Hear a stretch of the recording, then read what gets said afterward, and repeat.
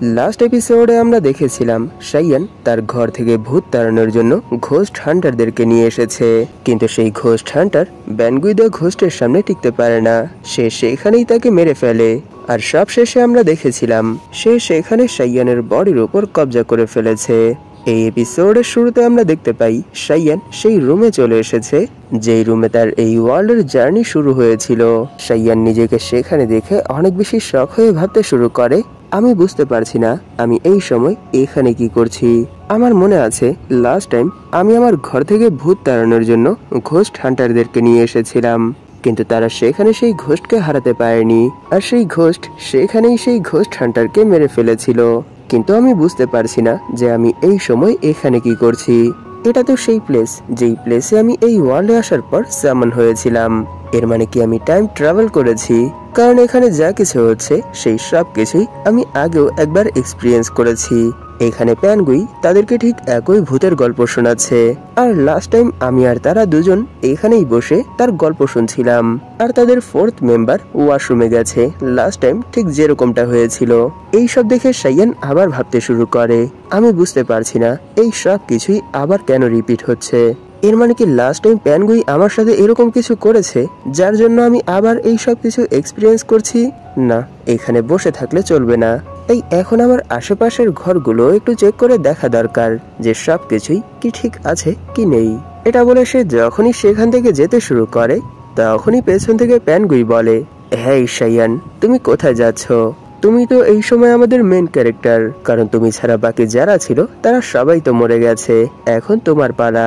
এইসব শুনে শাইয়ান বলে, হ্যাঁ আমি এখন এই জিনিসটা 100% শিওর হয়ে গেছি যে আমি কোনো টাইম ট্রাভেল করিনি। এখানে আমি একটা ইলিউশনের মধ্যে চলে এসেছি। এখানে তুমি আমার ব্রেনের সাথে কিছু একটা করেছো যার জন্য আমি আবার এই সব কিছু দেখছি। কিন্তু এরকমটা করে তুমি ভেবো না যে তুমি এখানে জিতে গেছো। আজ আমি এখানেই তোমাকে শেষ করে দেব। এইসব শুনে প্যানগুই বলে, কি এখানে তুমি আমাকে শেষ করে দেবে? তোমার কি মনে নেই 1000 বছর আগে তোমার পূর্বপুরুষেরাই আমার সার্ভেন্ট ছিল? তারা সব সময় আমার সামনে মাথা ঝোঁকাতো আর আমার সব অর্ডার সব সময় ফলো করতো, কিন্তু তারা কেউ আমার লয়াল ছিল না, যার জন্য আমি তাদের সাথে এত ভালো ট্রিট করার পরও তারা আমাকে ধোঁকা দিয়ে মেরে ফেলেছিল। কিন্তু কোনো সমস্যা নেই, এখন যেহেতু তুমি এখানে আমার সামনে আছো তাই তুমিও এখন তাদের মতোই আমাকে সেই রেসপেক্ট শো করো, এতে করে আমি এখানে তোমাকে মাফ করে দেব। এইসব শুনে শাইয়ান বলে, আমি বুঝতে পারছি না তুমি এখানে এইসব কি আলতু ফালতু কথা বলছো, কারণ এখন আর 1000 বছর আগের মতো কোনো যুগ না, এটা একটা মডার্ন যুগ। এই সময় কেউ কারো স্লেভ না, কেউ কারো সার্ভেন্ট না, সবাই ফ্রি। আর আমি এই জিনিসটা বুঝতে পারছি না যে তোমাকে 1000 বছর আগে যেই পার্সনরা ধোঁকা দিয়েছিল সেই পার্সনদের বদলা নেওয়ার জন্য তুমি 1000 বছর পর তাদের বংশধরদেরকে মারছো। আমার মনে হয় না এতে করে তোমার 1000 বছর পুরনো সেই বদলা পূরণ হবে। আর এখানে তোমার জন্য আমার কাছে একটা কোশ্চেন আছে যে এখানে তোমার নাম ব্যানগুই, কিন্তু 1000 বছর আগে তো তোমার নাম লিনফ্যাং ছিল, তাহলে বলো তুমি তোমার নাম কেন চেঞ্জ করেছো? জানো এর জন্য আমার কত প্রবলেম হচ্ছে? এইসব শুনে প্যানগুই বলে, না এখানে তুমি ভুল, কারণ এখানে লিনফ্যাংই প্যানগুই আর প্যানগুই লিনফ্যাং। এটা শুনে শাইয়ান বলে, আমি বুঝতে পারছি না তুমি এখানে কি বলতে চাচ্ছ, তাই তুমি কি তোমার সেই কথাটা আবার একটু বুঝিয়ে বলতে পারবে? এটা শুনে প্যানগুই বলে, সত্যি তুমি তো অনেক বড় এক ইডিয়েট, যার জন্য এই জিনিসটাও বুঝতে পারছো না, কিন্তু কোনো সমস্যা নেই, আমি এখানে তোমাকে সেই সব কিছুই খুলে বলছি। আমি তোমাদেরকে নিয়ে একটা রিচুয়াল পারফর্ম করেছিলাম, যে রিচুয়াল শেষ হওয়ার পর আমার স্ট্রেংথ আবার আমার গেইন করার জন্য তোমাদের 4 জনকে মেরে তোমাদের সোল পাওয়ার অ্যাবজর্ব করতে হতো, যার জন্য আমি এখানে অলরেডি 3 জনকে মেরে ফেলেছি। এখন লাস্ট তোমার পালা, কিন্তু আমি এখনো তোমাকে মারতে পারিনি। এরপরও এখন আমার পাওয়ার ফুললি রিস্টোর হয়ে গেছে। এর কারণ নিশ্চয়ই তোমার মনে আছে, তুমি আমাকে মারার জন্য যেই হান্টারকে এনেছিলে সেই হান্টার যেই ড্রাগন স্পিরিটটা রিলিজ করেছিল সেই ড্রাগন স্পিরিটকে আমি সেখানেই খেয়ে ফেলেছিলাম, যার জন্য এখানে আমি যদি তোমাকে নাও মারি এরপরও এখানে আমার কোনো প্রবলেম হবে না, কারণ আমি তোমাদের 4 জনকে মেরে যেই পাওয়ার গেইন করতে চেয়েছিলাম সেই 3 জনকে মারার পর আর এরই সাথে সেই ড্রাগনকে খাওয়ার পর আমার সেই পাওয়ার রিকভার হয়ে গেছে, তাই আমার মনে হয় না এখানে আমার তোমাকে মারতে হবে। আর এমনিতেও আমি এখানে তোমাকে মারতে চাই না, এর জন্য এখানে শুধু তোমায় একটা কাজই করতে হবে। 1000 বছর আগে তোমার পূর্বপুরুষরা আমার সামনে যেভাবে নিজেদেরকে সাবমিট করে দিয়েছিল, তোমাকেও ঠিক সেভাবেই আমার সামনে নিজেকে সাবমিট করতে হবে। এর মানে এখানে তোমায় আমার স্লেভ হতে হবে। এরকমটা হলেই আমি এখানে তোমাকে ছেড়ে দেব, তাই দ্রুত আমার সামনে তোমার মাথা ঝোঁকাও। এইসব শুনে সাইয়ান বলে, তোমার কি মনে হয় আমায় দেখতে কি একটা ইডিয়েট মনে হয় নাকি? আমি এইসব কিছুই করব না, আর আমি কারোর সামনে নিজের মাথা ঝোঁকাবো না, তাই তুমি এই চিন্তা তোমার মাথা থেকে সরিয়ে ফেলো। এইসব বলেই সে সেখান থেকে যেতে শুরু করে। কিন্তু যখনই সে সেই গেট খুলে, তখন সে দেখতে পায় সামনে কোনো কিছুই নেই, শুধু অন্ধকার আর অন্ধকার। এই জিনিসটা দেখে সাইয়ান বুঝতে পারে এখন সে এই জায়গায় প্রিজন হয়ে গেছে, এখান থেকে সে কোথাও বের হতে পারবে না। এটা দেখে সাইয়ান বলে, তুমি কি ভেবেছো এই সব কিছু দেখিয়ে তুমি আমাকে এখানে ভয় পাওয়াতে পারবে? আর আমি যদি এখানে ভয় পেয়ে যাই, তাহলে আমি এখানে তোমার সামনে নিজেকে সাবমিট করে দেব? না, এরকমটা কখনোই হবে না। তুমি এখানে যত যাই করো না কেন, আমি কখনোই তোমার সামনে নিজেকে সাবমিট করব না। এইসব শুনে বেনগুই বলে, তুমি কি জানো এটা কোন প্লেস? এই প্লেসকে স্বপ্নের জাহান্নাম বলা হয়। এখানে কোনো জীবিত পার্সন আসতে পারে না, আর যদি ভুল করেও কোনো জীবিত পার্সন এখানে চলে আসে, তাহলে সে এখানে নিজেকে আর কন্ট্রোল করতে পারে না, সে সেখানেই বেহুশ হয়ে যায়। কিন্তু দেখো, এখানে তোমার সাথে কিছুই হয়নি, তুমি আশেপাশে ফ্রিলি ঘোরাঘুরি করতে পারছো। আর এই জিনিসটা দেখেই আমি এই জিনিসটা বুঝতে পেরে গেছি যে তুমি কত বেশি ট্যালেন্টেড। তাই আমি এরকম ট্যালেন্টেড কোনো পার্সনকে এভাবেই মেরে ফেলতে চাই না। আমি চাই তুমি এখানে নিজেকে আমার সামনে সাবমিট করে দাও, এতে করে আমি এখানে তোমাকে মারবো না, শুধু এখানে তোমায় আমার অর্ডার ফলো করতে হবে। আর আমি এই জিনিসটাও দেখতে চাই যে তুমি আরো কত বেশি ট্যালেন্টেড। এইসব শুনে সাইয়ান বলে, কিন্তু আমি এই জিনিসটা দেখতে চাই না। এটা বলেই সে সেখানে তার ডিভাইন ফিস্ট অ্যাক্টিভেট করে ব্যানগুয়ের উপর অ্যাটাক করে দেয়, কিন্তু লাস্ট টাইম তার উপর সেই অ্যাটাকের কোনো ইফেক্টই পড়েনি, আর এইবারও সাইয়ানের অ্যাটাকের কোনো ইফেক্টই ব্যানগুয়ের উপর পড়ে না। এই জিনিসটা দেখে সাইয়ান অনেক বেশি শক হয়ে যায়। তখনই প্যানগুই বলে, আমি তোমাকে আগেও বলেছি যে তোমার এইসব অ্যাটাক আমার উপর কাজ করবে না, তাই শুধুই এখানে স্ট্রাগল করার কোনো দরকার নেই। তাই এখানে কোনো রেজিস্ট না করে আমার সামনে নিজেকে সাবমিট করে দাও, কারণ যদি তুমি এখানে আরো বেশি সময় থাকো, তাহলে তুমি কিছু সময় পর এমনিতেই মরে যাবে। কারণ আমি তোমাকে এটা আগেই বলেছি যে এটা কোনো সাধারণ প্লেস না, এটা একটা স্বপ্নের জাহান্নাম। এই প্লেসে তুমি যত সময় স্টে করবে, তত সময় তোমার বডির উপর ধীরে ধীরে জং লাগতে শুরু করবে, আর সেই জং যখন তোমার পুরো বডিতে ছড়িয়ে পড়বে, তখন তুমি এমনিতেই মরে যাবে। এইসব শুনে সাইয়ানও নিজের হাতের দিকে তাকায়। তখন সে দেখতে পায়, হ্যাঁ, এই সময় তার হাতের মধ্যে পার্পল রঙের কিছু একটা হচ্ছে। এটা দেখে সাইয়ান বুঝতে পারে যে হ্যাঁ, প্যানগুই এখানে এই জিনিসটাকেই জং বলছে, আর সময়ের সাথে সাথে এই জিনিসটা আমার বডির উপর ছড়িয়ে পড়ছে। এইসব দেখে সাইয়ান প্যানগুইকে বলে, আমি বুঝতে পেরেছি তুমি এখানে আমাকে ধীরে ধীরে কথার জালে ফেলেই মারতে চাচ্ছ, আর তুমি তো এখানে আমাকে মারার জন্য ফুল প্ল্যান করে এসেছো, কিন্তু এখন এখানে আমার কাছে এই জিনিসটা থেকে বাঁচার জন্য একটা প্ল্যান আছে, তাই তুমি আমাকে এইসব চিপ ট্রিক্স ইউজ করে কখনোই মারতে পারবে না।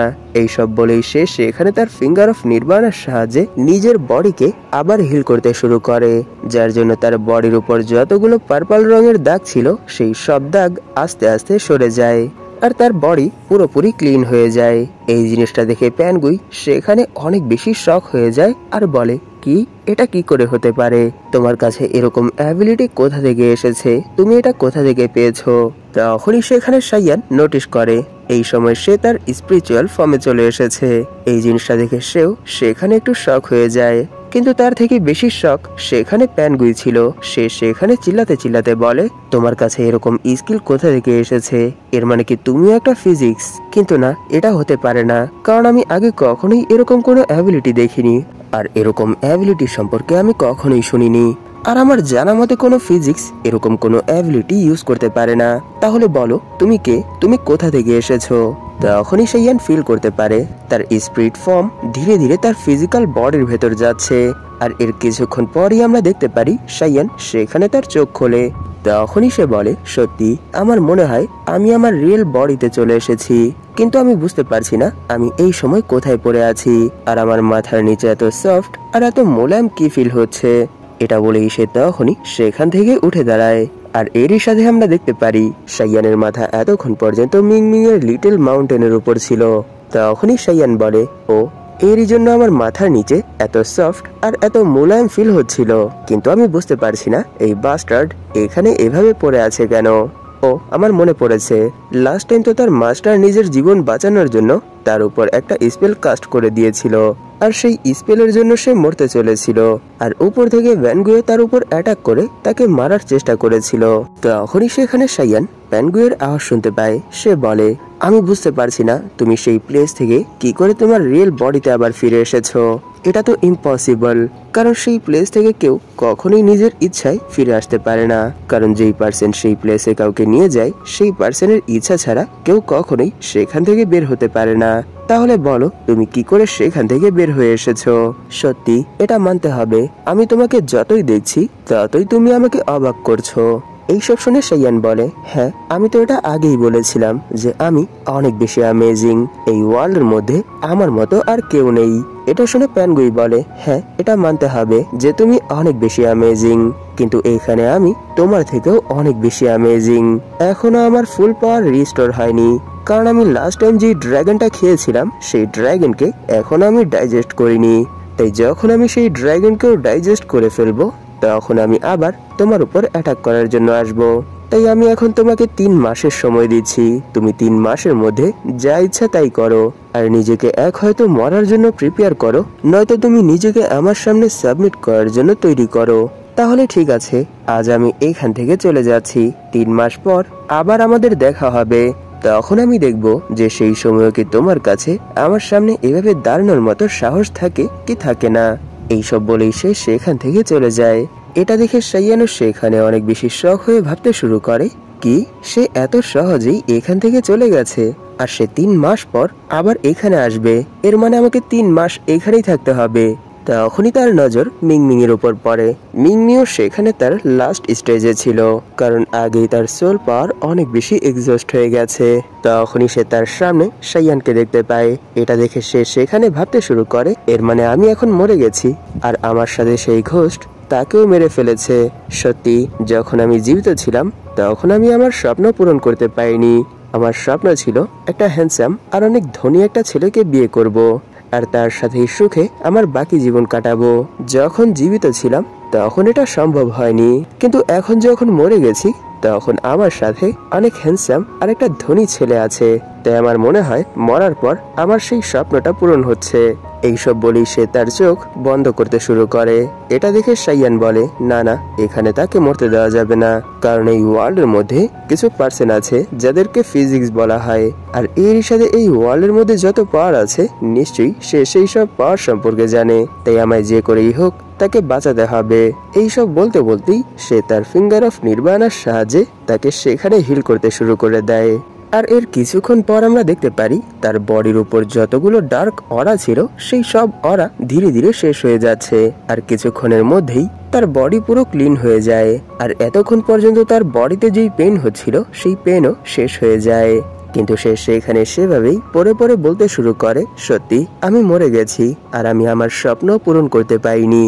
আমি কত বেশি বিউটিফুল ছিলাম, আর আমার বডিও একেবারেই পারফেক্ট শেপে ছিল।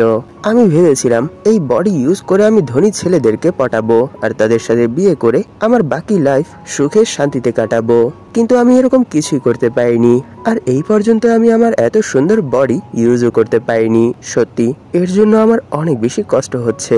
সে যখন এই সব কিছু বলছিল তখনই শাইয়ান তার মুখের সামনে চলে আসে আর বলে, হেই তুমি এইসব কি অশ্লীল কথা বলছো? তুমি কি এই জিনিসটা বুঝতে পারছো না যে তুমি এখনো মরনি, এখনো তুমি বেঁচে আছো? এটা শুনে মিংমিং সেখানে অনেক বেশি শক হয়ে যায় আর বলে, কি সত্যি আমি বেঁচে আছি, আমি এখনো মরিনি? এটা বলেই সে সেখান থেকে দৌড়ে তার চেহারা দেখার জন্য চলে যায়, আর সে বলে, সত্যি আমি তো মরিনি, আমার চেহারা এখনো আগের মতোই সুন্দর আছে, এর মানে এখনো আমি আমার স্বপ্ন পূরণ করতে পারবো। এইসব শুনে শাইয়ান বলে, হ্যাঁ তুমি এখনো মরনি, এর কারণ আমি একটা কাল্টিভেটর, আমার কাছে এরকম একটা স্কিল আছে যার সাহায্যে আমি যে কোনো পার্সনকেই হিল করতে পারি, আর সেই স্কিলের সাহায্যেই আমি এখানে তোমাকে বাঁচিয়েছি। এটা শুনে মিংমিং সেখানে তার লিটল মাউন্টেন চেক করতে শুরু করে আর বলে, হ্যাঁ আমার বডি এখনো ঠিক আছে, এখনো কোনো কিছুই বদলায়নি, এর মানে সত্যি তুমি আমাকে বাঁচিয়েছো। এটা বলেই সে সেখান থেকে সরাসরি সাইয়ানের সামনে চলে আসে আর এরই সাথে সে তার সামনে মাথা ঝোঁকাতে শুরু করে আর বলে, আপনাকে এর জন্য অসংখ্য ধন্যবাদ। আপনার এই এহসান আমি আমার পরের জন্মে পূরণ করে দেব। আমি আপনাকে ওয়াদা করছি এর পরের জন্মে আমি আপনার জন্য সেই সব কিছুই করব যার সাহায্যে আমি আপনার এহসান পূরণ করতে পারবো। এই সব শুনে সাইয়ান সেখানে অনেক বেশি রেগে যায় আর বলে, কি তুমি আমার এহসান পরের জন্মে পূরণ করবে? না, তোমাকে আমার এহসান এই জন্মেই আর এখানেই পূরণ করতে হবে। এটা শুনে সেখানে মিংমিং কাঁদতে শুরু করে আর বলে, আমি এখানে আপনার এহসান কি করে পূরণ করব? আমি অনেক গরিব, আমার কাছে কোনো টাকা নেই। এটা শুনে সাইয়ান বলে, তোমার এটা কে বলেছে যে তোমাকে আমার এই এহসান টাকা দিয়েই পূরণ করতে হবে? তোমার কি মনে হয় আমার কাছে কি টাকা নেই? আমার কাছে এত টাকা আছে যার সাহায্যে আমি এখানেই দাঁড়িয়ে তোমাকে 10 বার কিনে আবার বিক্রি করে দিতে পারবো। এরই জন্য আমি তোমার কাছে আমার সেই এহসানের বদলে কোনো টাকা চাই না।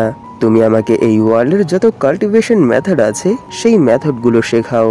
আর এরই সাথে এখানে যেই পার্সনদেরকে ফিজিক্স বলা হয় সেই পার্সনদের মতো ফিজিক্স হওয়ার জন্য আমাকে কি কি করতে হবে সেই সব কিছুর জন্য তুমি আমাকে অ্যাডভাইস করো। তুমি আমার পার্সোনাল অ্যাডভাইজার হয়ে যাও। এতে করে শুধু এখানে আমারই ফায়দা হবে না, তোমারও ফায়দা হবে, কারণ সেই সব কিছু শেখানোর বদলে আমি তোমাকে আরো টাকা দেব। আর যদি তুমি আমার পার্সোনাল অ্যাডভাইজার হয়ে যাও তাহলে আমি তোমাকে ওয়াদা দিচ্ছি যখন আমি সবকিছু শিখে ফেলবো তখন আমি তোমাকে আমার অর্ধেক প্রপার্টি দিয়ে দেব। এটা শুনে মিংমিং সেখানে অনেক বেশি খুশি হয়ে যায় আর বলে, যদি এরকমটাই হয়ে থাকে তাহলে হ্যাঁ, আমি আপনার পার্সোনাল অ্যাডভাইজার হতে চাই। আমি আপনাকে সেই সব কিছুই শেখাবো যা আমি জানি। এইসব বলতে বলতেই সে সেখানে একেবারে শান্ত হয়ে যায় আর বলে, যখনই আমি টাকার কথা শুনি তখন আমি অনেক বেশি এক্সাইটেড হয়ে যাই। এরই জন্য আমি এখানে আপনাকে অনেক ইম্পর্টেন্ট একটা কথা বলতে ভুলে গেছি। আমার কাছে আপনার জন্য অনেক বড় একটা ব্যাড নিউজ আছে। সেটা হলো আপনি অনেক দ্রুতই মরতে চলেছেন। আপনার হাতে অনেক কম সময় বেঁচে আছে, খুব দ্রুতই আপনি মরে যাবেন। এটা শুনে সাইয়ান সেখানে অনেক বেশি শক হয়ে যায় আর ভাবতে শুরু করে, কি সেই সব কি বলছে? আমি অনেক দ্রুতই মরে যাব, কিন্তু কি করে? সাইয়ানের এই কোশ্চেনের সাথেই এই এপিসোড এখানেই শেষ হয়ে যায়। এই ভিডিওটা শেষ করার আগে আপনাদের কাছে আমার একটা রিকোয়েস্ট আছে। যদি আপনাদের মধ্যে কেউ এখন পর্যন্ত এই চ্যানেলটাকে সাবস্ক্রাইব করে না থাকেন তাহলে প্লিজ এই চ্যানেলটাকে সাবস্ক্রাইব করে দিন। আর এরই সাথে এই ভিডিওটাতেও একটা লাইক করে দিন, যাতে করে ইউটিউব এই ভিডিওটাকে নতুন নতুন মানুষের কাছে পৌঁছে দিতে পারে। ধন্যবাদ আপনাদের এই পর্যন্ত দেখার জন্য। তাহলে দেখা হবে এর পরের এপিসোডে।